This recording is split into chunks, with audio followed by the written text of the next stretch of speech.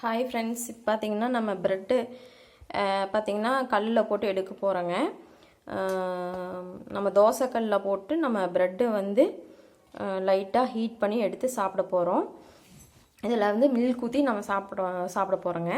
நீங்கள் வந்து வெண்ணெய் இருந்தால் யூஸ் பண்ணிக்கலாம், இல்லைன்னா நெய் யூஸ் பண்ணிக்கலாம். ப்ரெட்டு 4 ப்ரெட்டுங்க, 4 பீஸுங்க, 4 பீஸ் எடுத்துருக்கேன். அப்புறம் மில்க்குங்க. மில்க் பார்த்திங்கன்னா அங்கே மில்க் சூடு பண்ணி ரெடியாக இருக்குங்களா மில்க்கு. இப்போ பார்த்தீங்கன்னா தோசைக்கல் வந்து காஞ்சிட்ருக்கேங்க, எண்ணெய் காஞ்சிட்ருக்கு. நான் வந்து நெய்யும் இல்லை, எண்ணெய் மட்டும் ரீஃபண்ட் ஆயில் யூஸ் பண்ணியிருக்கேங்க. லைட்டாக போட்டு இப்போ நம்ம ரோஸ்ட் பண்ண போகிறோங்க. நம்ம எடுத்து வச்ச ப்ரெட்டை வந்து நம்ம இதில் போட போகிறோங்க. இப்போ கல் ஹீட் ஆயிடுச்சு, ப்ரெட்டை போடுறோம்.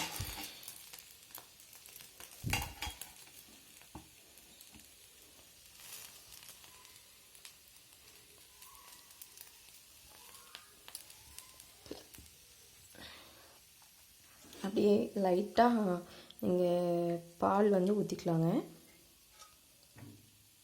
இந்த ப்ரெட்டு மேலேயே நீங்கள் பால் லைட்டாக ஊற்றிக்கலாம்.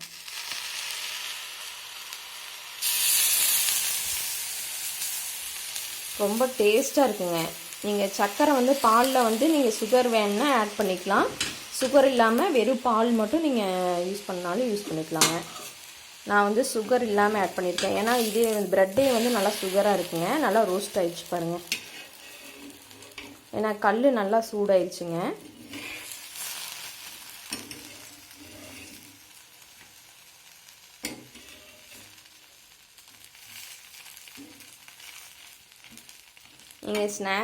நீங்கள் ஸ்நாக்ஸு செஞ்சு நீங்கள் சாப்பிட்லாம். ஸ்நாக்ஸ் மாதிரி இது சாப்பிட்லாம்.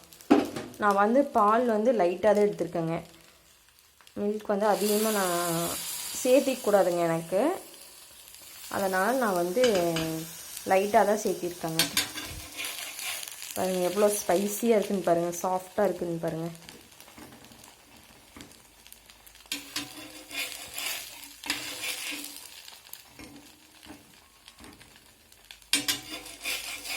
இதுலேயே நீங்கள் எக் போட்டிங்கன்னா egg omelette, bread omelette, egg bread omelette.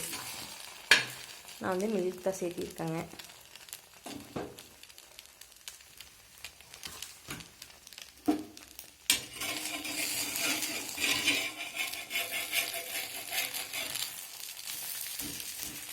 நல்லா ரோஸ்ட் ஆகிடுச்சு. உங்களுக்கு எண்ணெய் வேணால் எண்ணெய் யூஸ் பண்ணிக்கலாங்க, நெய் வேணால் நெய் யூஸ் பண்ணிக்கலாம். உங்களுக்கு என்ன வேணுமோ அது யூஸ் பண்ணிக்கலாங்க. வெண்ணெய் வேணும், வெண்ணெய் இது பண்ணுறீங்க அப்படின்னா லைட்டாக தேய்ச்சி விட்டு நீங்கள் இந்த ப்ரெட்டை போட்டு எடுத்துடலாங்க.